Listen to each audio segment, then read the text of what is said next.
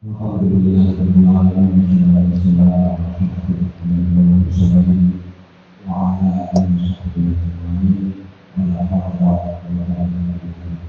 ajma'in. Pertama, mari kita bacakan bersyukur kepada Allah yang telah memberikan pertolongan hidayah sampai kita berkumpul di majelis pada sore hari ini. Kemudian sholawat serta salam mari kita haturkan kepada junjungan Nabi Muhammad sallallahu alaihi wasallam. Allahumma shalli ala sayyidina Muhammad. Mudah-mudahan kita akan mendapat syafaat dan menjadi beliau. Selanjutnya yang terhormat Ustaz Putra Pradipta yang berkenan hadir pada sore hari ini. Kemudian yang terhormat jajaran manajerial perusahaan ada Bapak saya untuk mendapatkan yang hadir. Kemudian yang kami cintai dan teman sekalian, pertama kami sampaikan terima kasih kepada PKM yang telah menginisiasi acara PHBI pada sore hari ini dengan tema yang menurut saya sangat bagus. Di tengah kondisi global saat ini kita sedang tidak baik-baik saja, kemudian kondisi itu juga berefek saat ini ke market yang perusahaan kita berada. Kemudian juga kondisi secara sosial kita ini sedang berjalan secara benar-benar sangat cepat banget. Bagaimana semua ada di belakang kita. Kita baru mikir baca juga liburan Israel, kemudian mikir lagi artis, mikir lagi olahraga, mikir lagi, sehingga pergerakan pikiran kita pun sangat cepat sekali. Dan itu kalau kita tidak dukung dengan kita menjadi yang berkualitas, kita akan menjadi sangat rapuh. Dan kemarin saya diskusi dengan Pak Wajib, salah satu yang ini bagaimana kalau kita buat kita lebih akan milenial. Jadi kita akan bicara karena kita tahu BKM kita saat ini milenial semua. Kita dari juga. Ya sekali lagi terima kasih untuk teman-teman BKM semuanya. Dan tema untuk kita menjadi lebih baik ini sangat ingat dengan apa yang kita hadapi saat ini. Juga kita sangat berharap kebaikan dan keburukan saat ini hanya ada di belakang kita. Kita mau menjadi lebih baik dari apa yang kita lihat semua ada. Kita menjadi lebih baik juga dengan mudah bisa terjadi. Jadi saat ini mudah-mudahan nanti dengan apa yang disampaikan oleh Ustaz, kita semua bisa bermetamorfosis seperti kupu-kupu yang dengan berat bisa menjadi pokok dan menjadi kupu-kupu. Yang tentunya itu semua harus diperkuat dengan kemauan dan itikad untuk menjadi lebih baik. Kalau tanpa itu kita tetap pulang menjadi berat tanpa bisa berbuat. Kemudian yang bisa saya sampaikan izin untuk tapi ada kesempatan dari keberkahan. Dari lama suka akan tercepat.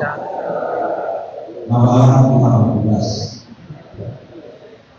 Kehidupan kita saat ini berjalan sangat cepat. Harus kita hadapi dengan cara yang berkualitas. Terima kasih. Assalamualaikum warahmatullahi wabarakatuh.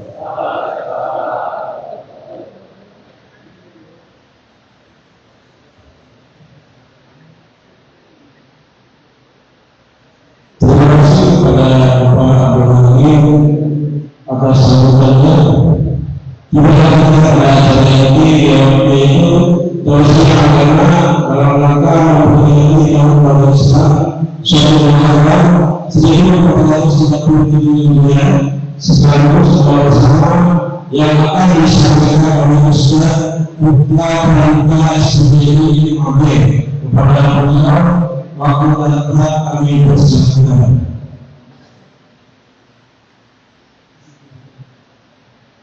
أعوذ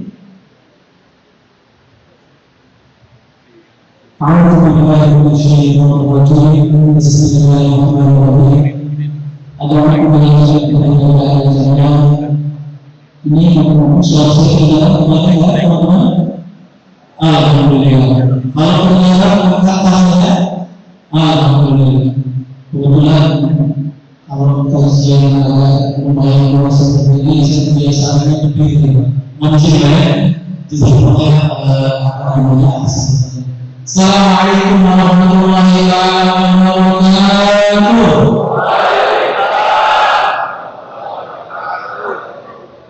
Alhamdulillah man kathara bihi wa bihi Allahumma shalli ala Muhammad wa ala ali Muhammad fil alamin innaka Hamidum Majid. Wa shrah li sadri wa yassir li amri wa hlul 'uqdatam min lisani yafqahu qawli. Wa subhanaka la ilma lana illa ma 'allamtana innaka antal alimul hakim. Ini kedua saya cek Bapak-bapak. Saya cek. Berarti ini waktu yang mustajab untuk berdoa. Kata Nabi, antara maghrib, antara asar dengan maghrib hari Jumat, waktu mustajab untuk berdoa. Hujan turun, waktu yang mustajab untuk berdoa. Mencari nafkah keluar dari rumah ke tempat kerja, fisabilillah, waktu yang mustajab untuk berdoa. Ada 3 kesempatan mustajab berdoa terkumpul pada satu waktu. Maka teman-teman yang dimuliakan Allah Subhanahu wa taala, semoga Allah kabulkan semua hajat dan keinginan kita dalam semua. Jadi kalau seandainya tengah-tengah kalau sejak gaji ada yang sambil wajib di situasi, karena ini waktu mustajab. Apalagi kemudian di bulan yang terlalu, yakni di bulan Muharram, yang dimana semua pahala kebaikan dilipat gandakan. Jadi 4 bulan tadi antara asar dan maghrib di hari Jumat, hujan waktu mustajab, pergi bekerja cari nafkah fisabilillah di jalan Allah waktu mustajab. Ternyata ini masih berada kita di bulan Muharram, bulan di antara 4 bulan yang diharapkan yang dimuliakan Allah Subhanahu wa taala, berkumpul 4 keadaan pada satu waktu untuk kita menajat kepada Allah Subhanahu wa taala. Alhamdulillah. Teman-teman yang dimuliakan Allah Subhanahu wa taala, bersyukur kemudian kita kepada Allah atas banyak sekali nikmat yang Allah berikan kepada kita. Kenapa? Allah Subhanahu wa taala mengatakan, la in syakartum, kalau seandainya kita bersyukur, la azidannakum. Ini kalau dari bahasa Arab, kebetulan saya juga pengajar bahasa Arab. La azidannakum, kalau ada huruf lam, teman-teman mungkin kalau yang pernah belajar bahasa Arab pasti tahu ini. Kalau seandainya ada huruf lam, belakangnya tasydid, la azidannakum, maka ini artinya kata yang tupos. Apa Ustaz tupos itu? Di tengah ini. Berarti ayat ini seakan-akan Allah Subhanahu wa taala mengatakan tengah ini. La azidannakum, kalau kita bersyukur, maka Allah Subhanahu wa taala semakin menambah nikmat yang diberikan kepada kita. Alhamdulillah. Makanya waktu kami untuk menyanyikan Allah, kalau menjadi wali, Allah yang wali itu apa Ustaz? Bukan wali. Nah, bukan pula wali-wali ya. Orang mengaku wali, nanti Ustaz itu bilang saya wali. Ada kalau seandainya ambil dulu, bisa saya tutup tangan, nanti udah. Ini aku tahu ya. Silakan. Wali, kata kamu kaya Allah, bukan orang yang memuliakan Allah. Enggak perlu lah, Ustaz kalau itu nanti masuk. Jadi kalau bangga, kenapa pilihnya? Kan gitu. Banyak orang pakai serba, kemudian keliling-keliling bilang, nah saya ini wali. Kalau seandainya mau kayak obat, akhirnya silakanlah. Apa namanya? Umur atau antri sama orang yang bunuh di dua kata Allah atas sama ayat itu mana kalian jangan kemudian menjual agama Allah dengan harga ya kemudian itu masuk tujuan agama teman-teman ini biar Allah Subhanahu wa taala kalau kita bersyukur Allah tambahkan nikmat yang diberikan kepada kita makanya kalau di zaman sekarang ini betul tadi ada dari apa namanya perwakilan DKM dan juga pimpinan ARK. Ustaz kebetulan tim kami ini banyak anak muda, ternyata betul. Teman-teman yang dimuliakan Allah Subhanahu wa Ta'ala, di zaman sekarang, zamannya media sosial, yang dimana ada sekarang belakangan ini istilah perempuan standar apa? TikTok, standar sosmed. Kenapa Ustaz? Ini apa namanya? Saya coba meneliti, saya coba mencari tahu apa maknanya standar TikTok, standar sosmed itu. Ternyata kalau ada orang Sulawesi Selatan di sini, tepatnya di Makassar, kemarin ada sebuah catatan dari Pengadilan Agama di Makassar itu tingkat perceraian sedang meningkat-meningkatnya.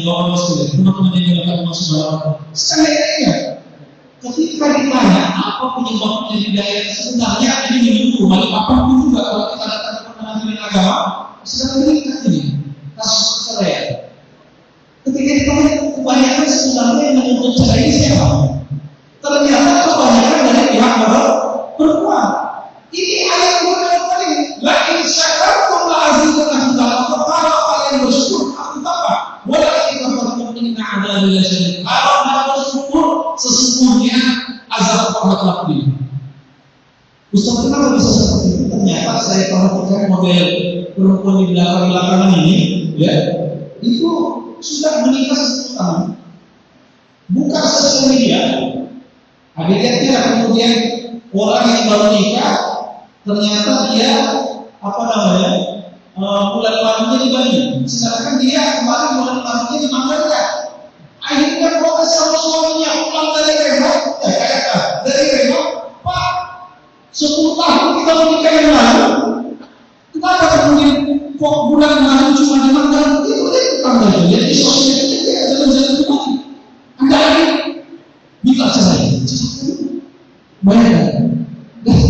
Gara-gara perkara sosial padahal izin teman-teman yang dimuliakan Allah. Kalau seandainya dia nggak lihat sosmed itu, maksudnya dia nggak bawa hati ke sosmed, kira-kira berteman nggak sama suaminya? Enggak. Ya. Kalau mungkin ada bapak-bapak di sini, nggak apa-apa, yang ini nanti kirimkan ke sini. Ya. Kemudian selanjutnya ada juga sudah menikah, ternyata sudah ada bayi. Dilihat di sosmednya. Pak, 20 tahun kita menikah, Pak. Masih dari kontrak kita, kontrak sana, kontrak sini. Ini anak muda, orang baru nikah, 25 tahun sudah ada rumahnya. Ini tak cerai. Astagfirullah. Makanya kata Allah, la in syakartum la azidannakum. Sebenarnya kalau enggak menjadikan cerminan orang, nikmat orang itu sebagai tolak ukur bahagia, akan sakit hati. Teman-teman yang dimuliakan Allah Subhanahu wa Ta'ala, ada yang juga. Ada juga. Mohon maaf, barangkali ada yang inginkan untuk mengurangi menyesuaikan politik jurnalistik. Bapak-bapak, ibu-ibu yang dimuliakan Allah. Soalnya tadi saya kira bapak-bapak semua.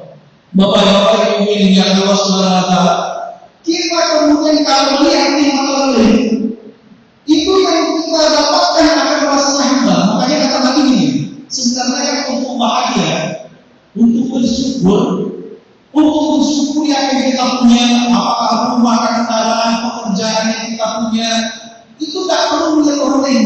Tapi kalau seandainya kita ingin menjadikan orang itu nikmat kebahagiaan, itu dikatakan Nabi. Sabdanya, ini hadis sahih. Kata Nabi, unzur ila man huwa asfala minkum. Kalau kamu mau lihat orang, lihat yang di bawah kalian, kata Nabi. Wa la tanzur ila man huwa fawqakum. Jangan lihat ke atas. Fa innahu ajdaru alla taqdiru nikmatullah alaikum. Kalau kalian lihat ke atas, kamu terasa. Ustaz, maksudnya apa gini, teman-teman yang dimuliakan Allah? Kita baru menikah, punya kendaraan. Kita punya motor, lihat kepada kita. Punya mobil, punya juga. Orang punya mobil. Padahal ada orang di luar sana nggak punya motor, menginginkan motor. Kita sudah punya sepeda, lihat orang lain naik motor, saya cuma sepeda. Ternyata di luar sana ada orang yang mohon maaf, Bapak Ibu yang Allah Subhanahu wa Ta'ala Itu ada orang yang difabilitas, dia kurang lengkap organ tubuhnya. Jangankan naik sepeda, jalan kaki khusus. Ternyata ada juga orang yang ingin seperti kita. Sampai kemudian saya beberapa hari yang lalu, teman-teman yang dimuliakan Allah, itu terkesan luar biasa, kaget luar biasa, tersotak luar biasa. Bahwa di masjid atau musola kalau tidak salah kita ke rumah kami itu di daerah Batakan, itu setelah sholat dia katakan begini, ternyata ini bapak rumah termasuk kalau misalnya orang yang bisa itu bukan itu Masya Allah. Tidak bisa melihat, tidak bisa melihat. Ternyata dia berada di sofa depan, berada di sofa paling depan teman-teman saya, berada di sofa depan. Sehingga ya Allah, kebetulan sebelum maghrib itu saya habis ada menjadi sesuatu, akhirnya ke masjid saat selesai azan, nyampe di masjid pas qomat, orang sudah selesai rakaat pertama, saya ikut rakaat kedua. Jadi masuk satu rakaat. Lihat ya Allah, orang bisa melihat, tapi kemudian dia paling depan sholatnya. Maka teman-teman yang dimuliakan Allah Subhanahu Wa Taala, kalau kita semakin melihat nikmat orang lain, nikmat yang kita dapatkan terasa amat itu kuncinya. Itu rumusnya. Kalau seandainya kita melihat kenikmatan orang lain, maka hilang rasa syukur kita. Makanya biasa, tetangga punya mobil yang biasa, tetangga punya kulkas jangan pula kita kegiatan, tetangga punya kompor jangan pula kita ke Makassar. Syukuri saja, maka insya Allah akan datang kesyukuran untuk kita semua. Jamaah yang dimuliakan Allah Subhanahu Wa Taala, salawat pemberian salat kita sampaikan kepada Nabi Muhammad Sallallahu Alaihi Wasallam dengan ucapan Allahumma sholli ala Muhammad wa ala ali Muhammad, Allahumma sholli ala sayyidina Muhammad wa ala ali sayyidina Muhammad. Ustaz, salat dua kali. Iya, saya kalau masih terbiasa salat dua kali.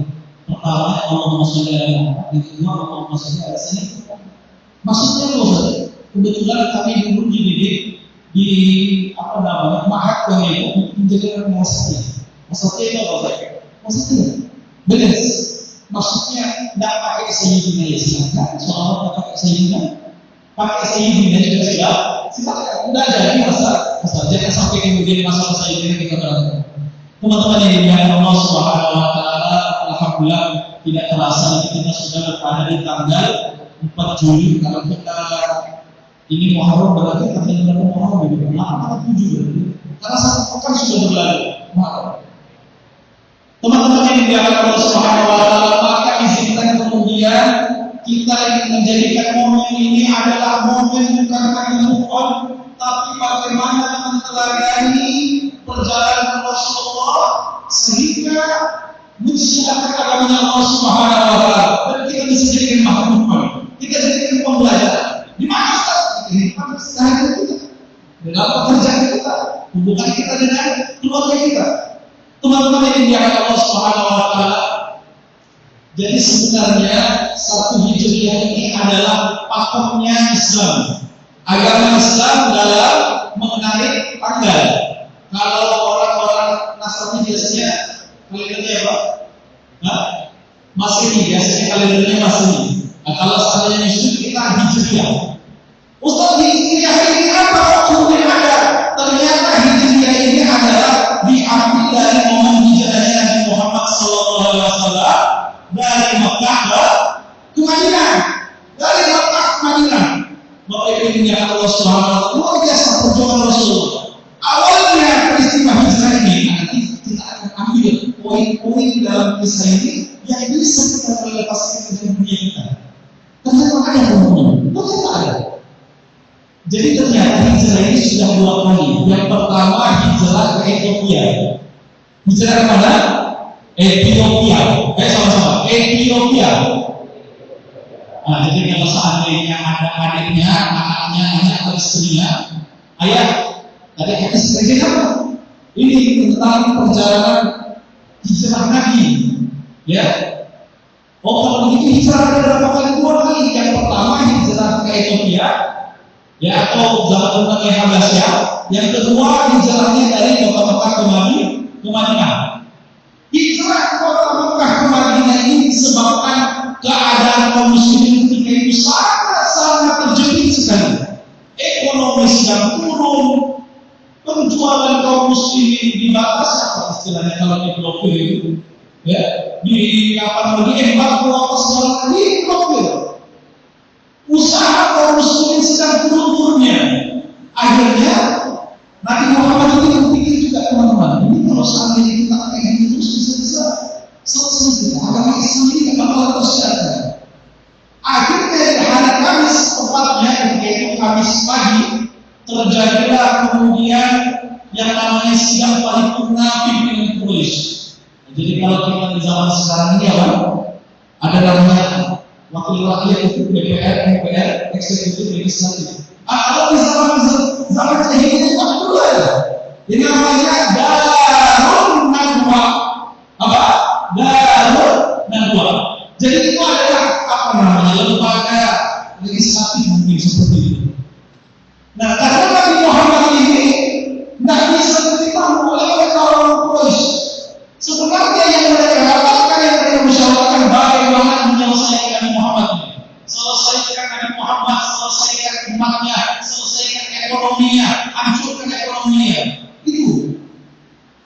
Sebelum terjadi yang namanya musyawarah ini, teman-teman yang biasa Allah Subhanahu wa Ta'ala, Bapak Ibu sekalian, Nabi Muhammad sudah ditawari sebelumnya. Ya Muhammad, aku ini lebih baik, mau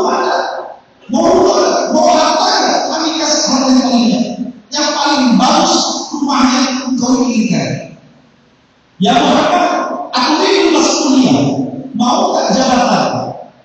Kalau bagi kami ini berarti dia jawab GM, waduh, direktur utama. Muhammad, kalau kamu mau jadi yang paling tinggi jabatan, kami kasih.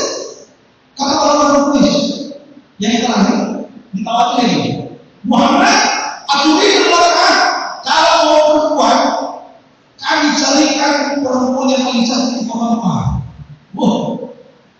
Syaratnya cuma satu saja, Muhammad, mudah saja.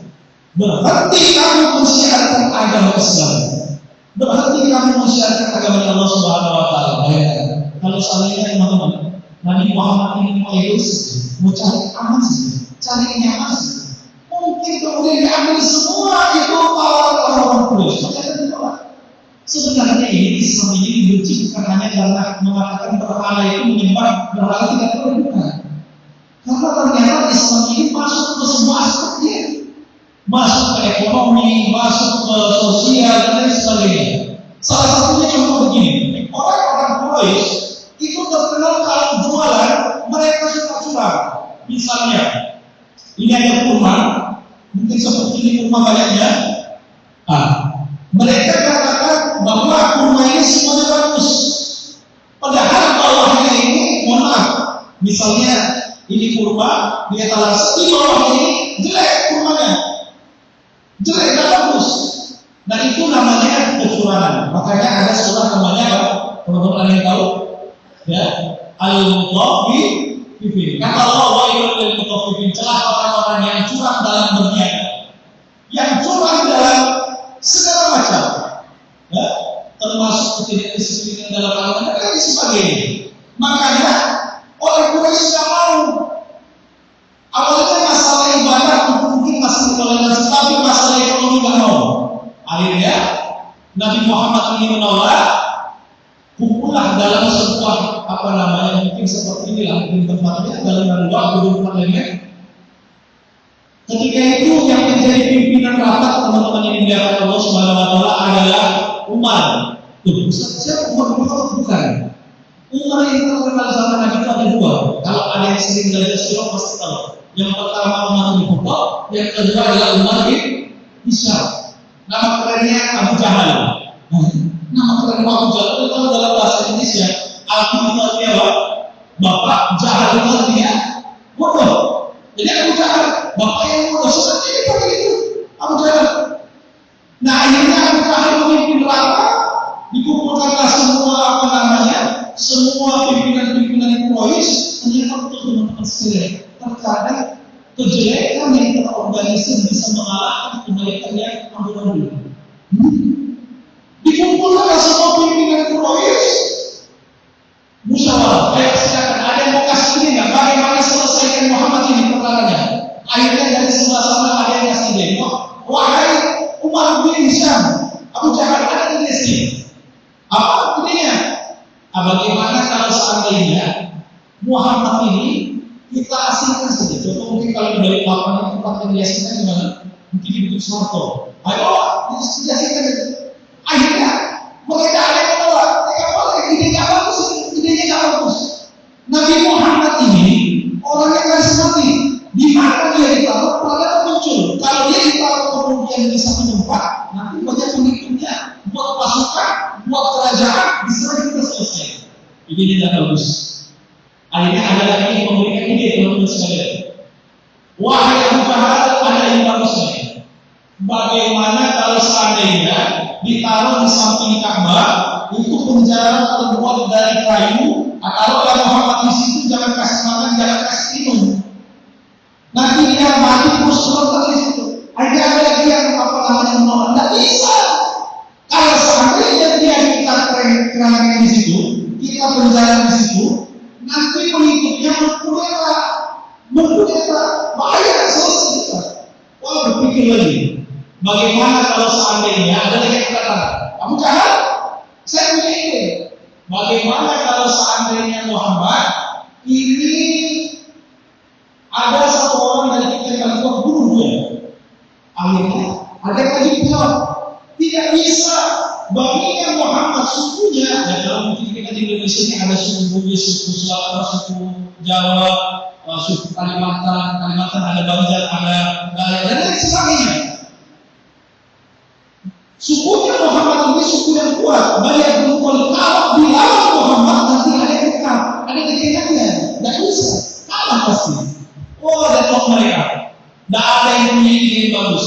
Ternyata teman-teman yang dimuliakan Allah, di tengah-tengah ada perkumpulan ini, ada setan berupa jadi manusia, berwujud manusia. Dia bilang, saya punya ide. Ternyata dia setan jin berbentuk manusia. Punya ide. Saya punya ide. Bagaimana kalau seandainya semua suku, semua kaum kirimkan perwakilan pendekar yang paling kuat sama-sama membunuh Muhammad satu kali tikaman bersamaan. Gak mungkin nanti larinya kaumnya berani melawan banyak kaum, banyak suku. Oh, akhirnya ternyata ini ide yang bagus. Ternyata orang yang kasih ide itu sudah hilang. Jadi teman-teman sekalian, kalau seandainya mau rapat untuk evaluasi pekerjaan apa segala macam, jangan lupa baca kamus. Khawatir nanti di tengah-tengah rapat ada yang nyempil-nyempil ternyata setan berbentuk manusia. Ini kalau ada yang diwujudkan itu setan. Ada seperti itu? Insya Allah orang-orang yang maksud ini orang yang berkasih. Amin ya rabbal alamin. Setelah itu akhirnya untuk pahlawannya kita sepakati membunuh Muhammad dengan syarat setiap divisi dikumpulkan satu orang saja. Nanti akan mengelola Muhammad. Nanti Nabi Muhammad ini keluarganya tidak ada yang berani runtuh. Nah, banyak yang kira dalam satu waktu. Akhirnya singkat cerita teman-teman yang dimuliakan Allah, lanjutlah malam hari kita eksekusi ini kesepakatan undang-undang. Ternyata memang sering juga itu kesepakatan undang-undang jelek yang disahkan di malam hari. Akhirnya disahkan dengan Muhammad itu disahkan kesepakatannya di malam hari. Kita serang Nabi Muhammad jam 2 malam. Akhirnya kumpul semua teman-teman yang dimuliakan Allah, siap semua dengan pedang-pedangnya masing-masing. Sudah siap. Ternyata dengan izin Allah Subhanahu wa taala ketika Nabi Muhammad keluar itu turunlah ayat. Bagaimana Ustaz ayatnya? Wa surah Yasin ayat berapa ya? 8 kalau tidak salah. Wa ja'alna min baini aydihim sadra wa min khalfihim sadra fa asyai'u wa la yusir. Tapi ini bahaya sekali jangan ini Ustaz lihat. Ternyata ini ayat banyak digunakan di mantra. Ya kalau jadi ayat itu turun ketika orang yang mau melihat Nabi Muhammad di depannya dibuka, di depannya jadi dinding, di belakang dinding, makanya tidak bisa melihat. Akhirnya saya pernah diceritakan ada orang lupa bahwa ayat muslimnya ketinggalan. Di depan ada razia dia baca wajalna bi'amin sallallahu alaihi wasallam. Dia baca, dia kira polisi nanti akan namanya makanya betul. Ternyata diberikan sama polisi. Stop, Pak, saya sudah baca semua ayat sih, Pak. Apa lagi dibaca tadi? Jangan mimpi dia jadi sama orang bisa manusia yang mau dari sini. Harusnya Bapak kan lihat saya. Ya, masalahnya ini saya tiap hari juga baca surah Yasin. Akhirnya dia mau menggunakan surah Yasin sebagai apa? Sebagai mantranya. Ternyata yang mau dia lalu juga bisa membaca surah Yasin. Teman-teman yang dimuliakan Allah Subhanahu Wa Taala.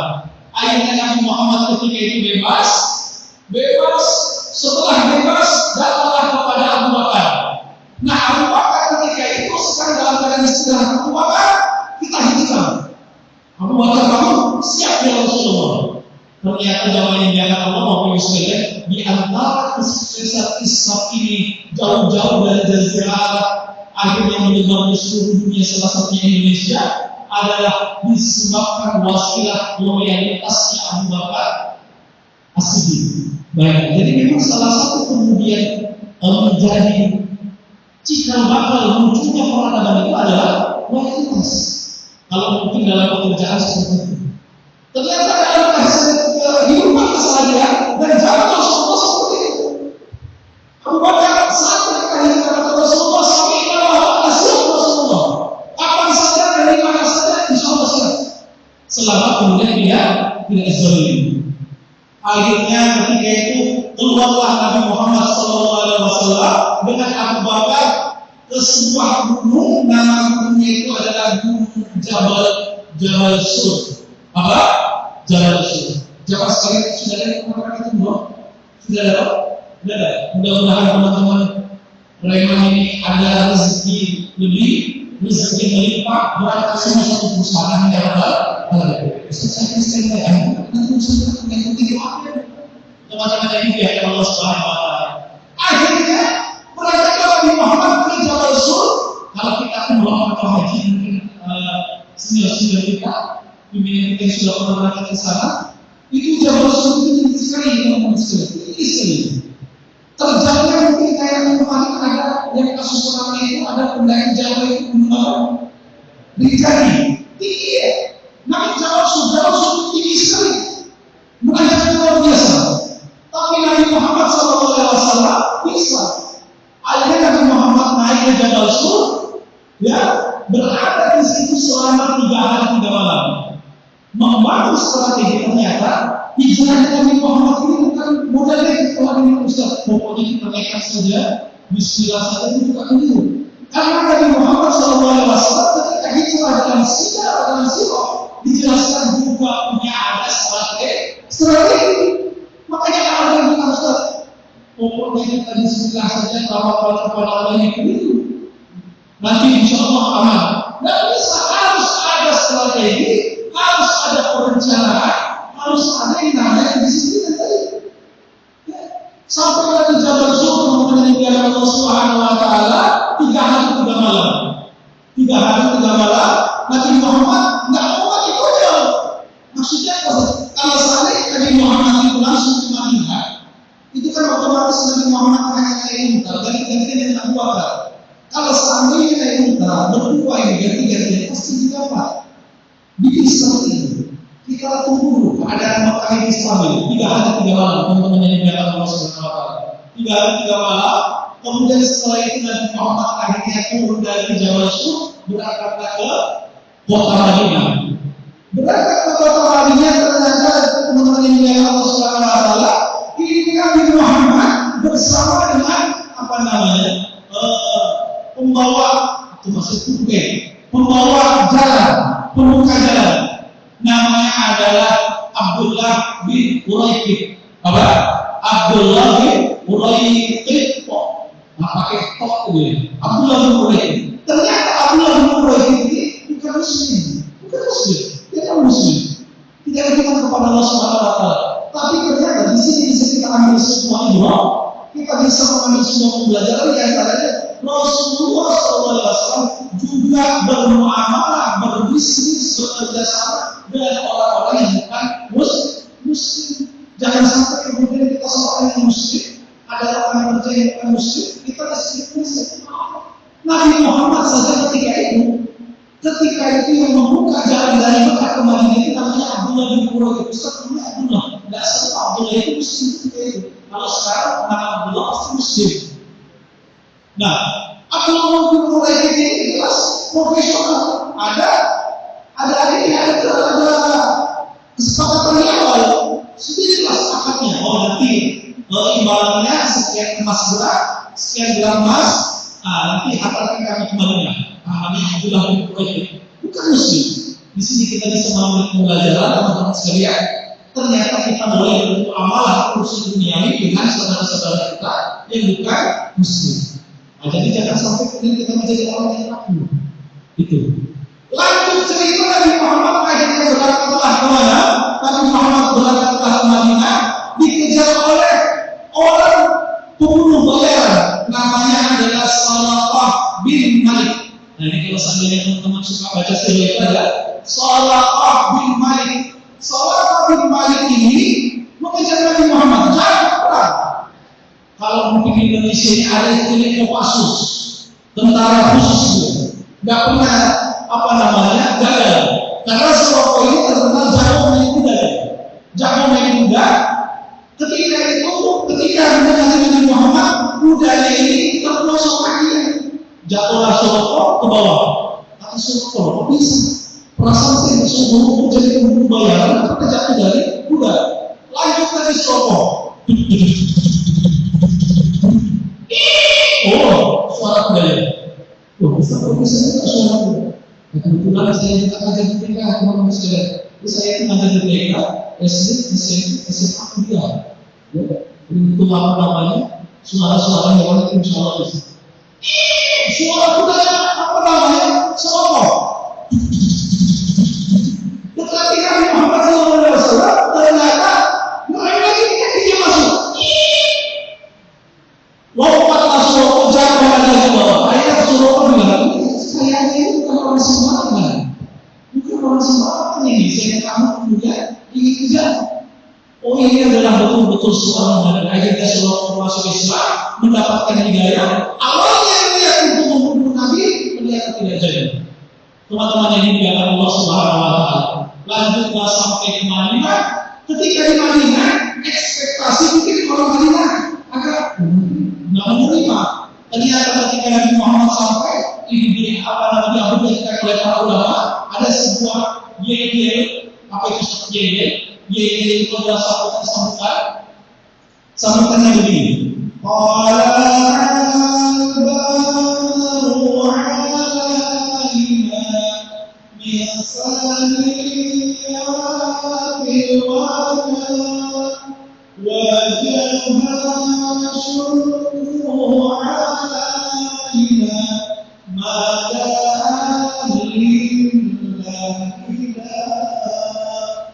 Jadi ternyata awalnya Rasulullah itu berpikir ini kayaknya bakalan lumayan susah di Madinah. Ketika sampai di Madinah ternyata teman-teman yang dari Allah Subhanahu wa Ta'ala, Nabi Muhammad bisa luar biasa. Sehingga apa yang bisa kita ambil pelajaran dari peristiwa ini? Yang pertama, ternyata memang untuk maju lebih jauh kita butuh mundur sedikit. Mundur sedikit tidak jadi masalah, tapi lompatan kita bakalan lebih jauh. Kalau seandainya Nabi Muhammad SAW itu tidak berhijrah, tidak belajar bagaimana mengevaluasi strategi dan lain sebagainya, maka tidak ada kemajuan Islam, tidak ada peradaban. Teman-teman yang dimuliakan Allah. Sama kalau seandainya kita ada kesulitan di rumah tangga kita barangkali di dalam dunia pekerjaan kita, ada yang dirasa kemunduran, tidak ada masalah. Selama kita ikhtiar, kita akan belajar kepada Allah Subhanahu wa Ta'ala, kemunduran ini akan menjadi lompatan yang lebih jauh. Jadi jangan yang namanya pesimis, selalu optimis. Ustaz, di rumah banyak masalah, di pekerjaan mungkin sedang ada masalah rumah dan lain sebagainya. Selama kita taat kepada Allah, pakai strategi, gunakan evaluasi, nanti ada lompatan yang luar biasa teman-teman. Sekarang saya mau tanya, kalau kita sholat teman-teman, kalau teman dia begini, paham esensi daripada apa yang dilakukan. Kalau kita sholat asar, kira-kira pahalanya apa? Pas ketika sholat asar. Kalau sholat zuhur, pahalanya apa? Ketika sholat zuhur. Tapi orang yang keluar dari rumahnya untuk mencari nafkah, selama itu kebaikan, selama itu hal yang halal, pekerjaan yang halal, maka pahalanya teman-teman masuk menjadi berapa? Yang tujuh. Setelah dari setengah 8 sampai dengan ulangnya jam berapa? Jam 5, setengah 5. Nah, jam 5 atau setengah 5 itu setiap detik yang memiliki pahala yang besar di sisi Allah Subhanahu wa Ta'ala. Makanya kalau seandainya barangkali kita nggak paham tujuan atau esensi kita betul, ya pokoknya masuk setengah 8 pulang jam 5 aja itu nanti tanggal 30 gaji tanggal berapa? 27 gaji ya. Datang ke kantor setengah 8 pulang jam 5 selama sekian hari, nanti tanggal 27 tunggu apa namanya SMS banking atau notifikasi masuk ke rekening. Kalau seandainya kita melakukan pekerjaan kita seperti itu saja, apa yang teman-teman lakukan, maka kita ada itu. Tapi kalau seandainya teman-teman niatnya untuk ibadah, apa yang saya lakukan, tujuan, target dan doa yang ingin saya harapkan itu tercapai, maka itu akan memiliki pahala semua. Makanya ada seperti ini teman-teman sekalian. Kami punya murid kelas 6 SD, kelas 1 SD, kemarin ikut lomba di Jakarta juara Hafiz Indonesia. Kelas 1 SD, hafalannya mau 30 juz. Saya tanya kepada anak yang kebetulan di sekolah kami ngajar, saya tanya oleh santrinya ini kerjanya apa? Apakah ustadznya, ulama, kemudian atau bagaimana? Ternyata teman sekalian. Dikasih tahu oleh wali kelas Ustaz, bapaknya ini adalah pegawai di BUMN, BMKG. Sudah bukan Ustaz, bukan. Kok bisa hanya hal itu kan lucu? Ternyata jamaah yang dia kalau menonton sini jelasnya. Remeh tapi gampangnya luar biasa. Ternyata ketika kita coba cari tahu apa resepnya, kenapa bapaknya mungkin sendiri gajinya sama-sama bukan samping. Tapi kok ilmunya anaknya apa 30 juz ini biasanya kebanyakan juz malah.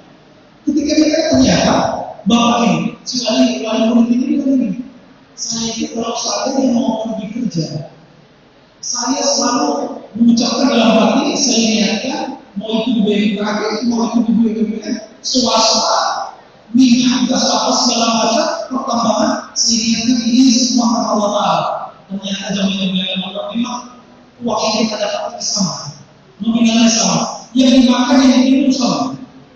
Tapi ternyata dampaknya luar biasa ketika kita niatkan ibadah kepada Allah Subhanahu Wa Taala, masuk menjadi makanan untuk istri kita, masuk menjadi makanan untuk anak-anak kita, berdampak istri kita menjadi perempuan yang taat, anak kita menjadi anak yang taat kepada Allah Subhanahu Wa Taala. Maka Bismillah. Di hari ini waktunya move menjadi lebih baik. Kalau yang dulunya niatnya cuma untuk gaji saja, maka gaji itu memang utama, tapi yang lebih utama kita niatkan untuk ibadah. Gajinya dapat, ibadahnya juga dapat.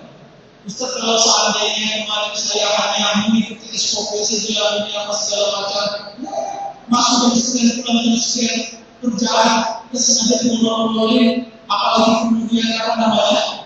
Sengaja dilakukan hati-hati. Bisa jatuhnya adalah zolim, langsung ini menjadi. Apakah teman-teman ini belajar itu? Bahkan guru kami sudah ada senjata para ulama itu mengatakan seperti ini. Kalau seandainya kita kemudian misalnya saya ini ngajar terlambat ngajar, itu kan nanti saya kerja. Gaji saya ngajar ini saya harus izin sama kepala sekolah. Pak kepala sekolah mohon izinnya, mohon ikhlasnya, saya terlambat beberapa hari saya ngajar, saya mohon ikhlas dulunya, mudah-mudahan ini dihalalkan. Terus kita menjadi bakal teman sekalian Bismillah untuk menjadi peradaban yang kembali lagi. Bismillah kita katakan dari prinsip kita akan kita kepada Allah Subhanahu Wa Taala dan kita perhatikan loyalitas kepada kita, loyalitas kepada dalam bekerja dan kita dari ini semua untuk ibadah kepada Allah Subhanahu wa taala. Maka sama-sama kita bermunajat, meminta kepada Allah, berdoa kepada Allah Subhanahu wa taala, semoga setiap doa kita di waktu mustajab, maka sampai waktu Jumat, semoga Allah Subhanahu wa taala kabulkan. Ala kulli niyatin sallallahu alaihi wasallam. Sama-sama kita menurunkan hati kita, mengangkat tangan kita, meminta kepada Allah. Berharap kita kepada manusia akan mengecewakan. Berharap kita kepada jabatan-jabatan akan ada yang mengerikan. Berharap kita bersandar kita kepada harta juga akan diperlukan. Maka sebaik-baik berharap meminta doa kita kepada Allah Subhanahu wa taala. Ala kulli niyatin sallallahu alaihi wasallam. Nabda doa hati masalah kita sallallahu alaihi wasallam. Al-Fatihah.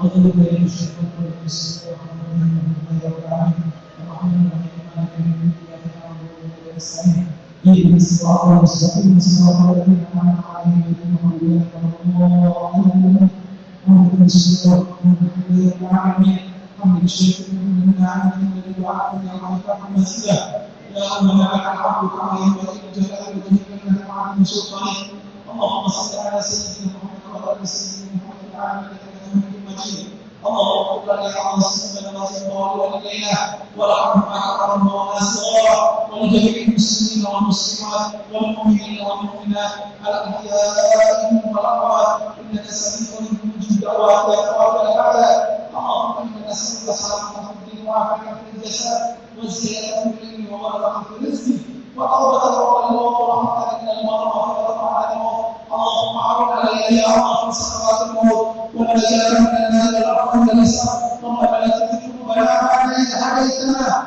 وهب لنا من لدنك رحمة إنك أنت الوهاب يا الله يا رحيم يا ذا الجلال والإكرام يا رحيم أحسن لما أعطيت من ملكك أكوان الأولياء أنا كل مجد محمد رسول الله وقديمة للمسلمين pada kami kalau kebaikan kami suatu dan puasa kami bersihkan kami ya Allah menjaga kami ya Allah perginya kami dari rumah kami menuju tempat kami bekerja ya Allah Allah berharap mereka yang mempunyai keluarga sesuatu doa yang masih ada kemudian ya Allah jalan menolong jadikan daripada setiap waktu yang kami berikhtiar kami bekerja kami menjadi wasila Allah bukan fokus saudara di masa lalu kau jauhkan daripada perbuatan masing-masing adalah ya Allah semua adalah dalam kebaikan ketaatan dan ketakwaan mudahkanlah segala usaha kami ya Allah mudahkanlah bagi kami semua pintu rezeki seluas-luasnya datangkanlah setiap amal yang baik yang berkah seluas-luasnya dengan aisyah kasih ya Dzul Jalali wal Ikram dimanapun mereka kami harus melakukan semua Allah hanya kepada Allah dan husnul khatimah jauhkan kami daripada su'ul khatimah Rabbana atina fid dunya hasanah ya Allah ajarkan dari kehidupan dunia yang kebaikan wa fil akhirati hasanah ajarkan dari kehidupan akhirat kami kebaikan wa qina adzabannar selamatkanlah diri kami saudara-saudara kami keluarga kami seluruh saudara kami ya Allah diselamatkan daripada saudara subhana rabbika rabbil izzati amma yasifun wa salamun alal mursalin walhamdulillahi rabbil alamin ma'asabahana sanatullah teman-teman yang dimuliakan Allah ilmu kebaikan yang keluar akan semua datang dari Allah dengan naikkan istilah per hari ini juga barangkali kita benar-benar kembali dunia memperbaiki kita kembali kemaluan kita menuju yang lebih baik dan kemudian salah dari saya mohon maaf untuk masuk dulunya. Assalamualaikum warahmatullahi wabarakatuh.